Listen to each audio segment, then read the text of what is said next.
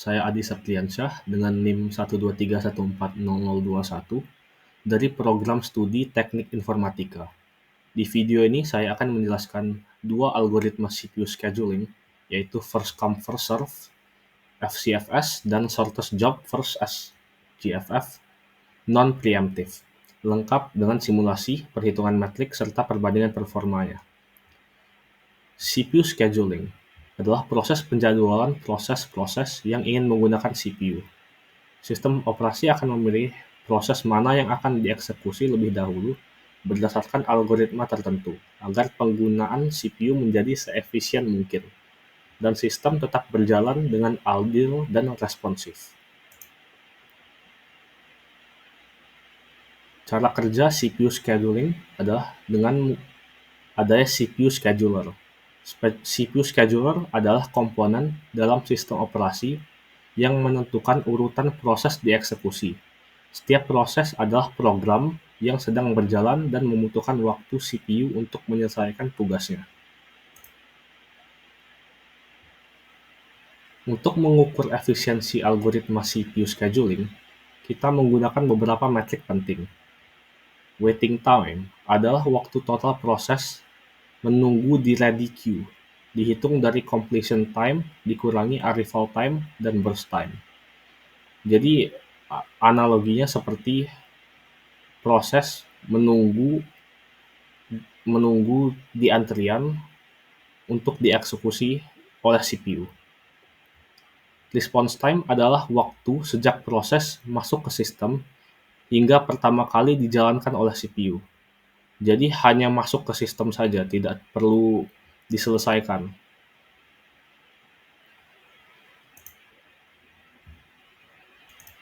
Turnaround time adalah waktu total dari proses masuk hingga selesai sepenuhnya, dihitung dari completion time dikurangi arrival time.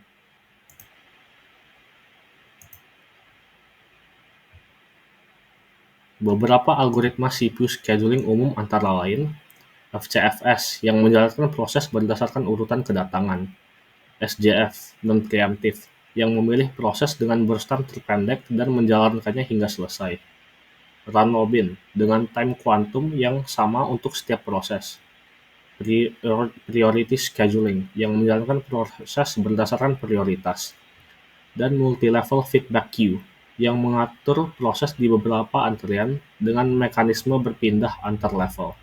Pada video ini, kita akan fokus pada FCFS dan SJF non-preemptive. Ini data untuk simulasi. Simulasi akan menggunakan 5 proses, P1 hingga P5, dengan arrival time dan burst time yang sudah ditentukan. Semua algoritma akan menggunakan data yang sama agar hasilnya bisa dibandingkan secara adil. FCFS mengeksekusi proses berdasarkan urutan kedatangan. Proses pertama akan dieksekusi lebih dulu tanpa melihat burst time-nya. Kita anggap CPU scheduler adalah seorang satpam bank yang menentukan antrian yang datang ke bank teller. Antrian adalah proses dan bank teller adalah CPU. Pada simulasi ini, proses dijalankan dalam urutan P1, P2, P3, P4, dan P5 berdasarkan arrival time-nya. Dari Gantt chart kita peroleh rata-rata waiting time 10,8 milisecond, rata-rata turnaround time-nya 17,2 milisecond. Rata-rata response time juga 10,8 milisecond karena semua proses dieksekusi sesuai urutan masuk, tanpa preemption. Jadi response time sama dengan waiting time. Dikarenakan P1 datang duluan, jadi P1 dibawa terlebih dahulu.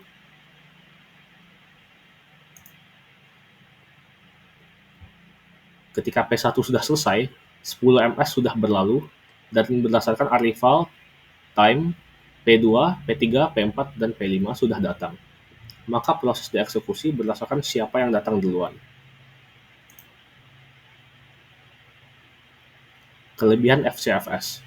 Algoritma ini sangat sederhana dan mudah diterapkan.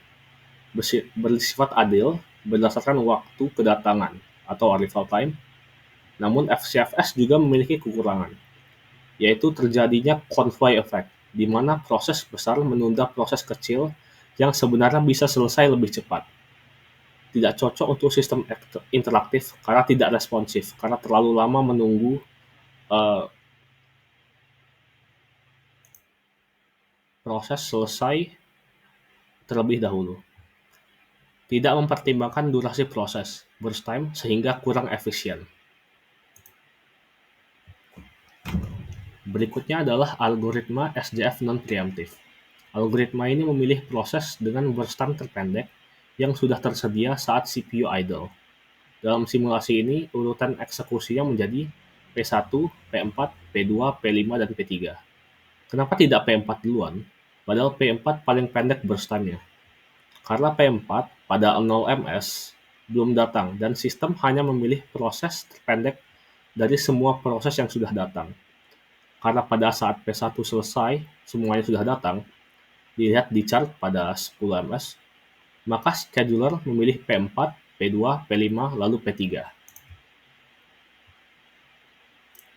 Dari hasil simulasi SJF, kita mendapatkan rata-rata waiting time 9 milisecond, rata-rata turnaround time 15,4 milisecond, dan rata-rata response time juga sama dengan waiting time 9 milisecond. Dilihat pada antrian, hanya P1 yang sedang diproses, sedangkan antrian masih kosong. Nah, pada saat P1 selesai, semuanya sudah datang, dan P4 sebagai proses yang paling pendek, burst time-nya dieksekusi duluan. Lalu ketika P4 selesai, dilanjutkan lagi dengan proses yang memiliki burst time paling pendek di antara proses yang belum selesai. Kelebihan SJF memberikan waktu tunggu rata-rata paling rendah, efisien dalam mengurangi waktu proses berada di sistem. Namun, SJF juga memiliki kekurangan. Starvation, yaitu proses besar, bisa terus tertunda jika proses-proses kecil terus berdatangan. Sulit diterapkan dalam dunia nyata karena burst time tidak selalu bisa diketahui sebelumnya. Kurang cocok untuk sistem interaktif karena tidak menggunakan preemption. Mari kita lihat perbandingan metrik performa antara FCFS dan SJF non-preemptive.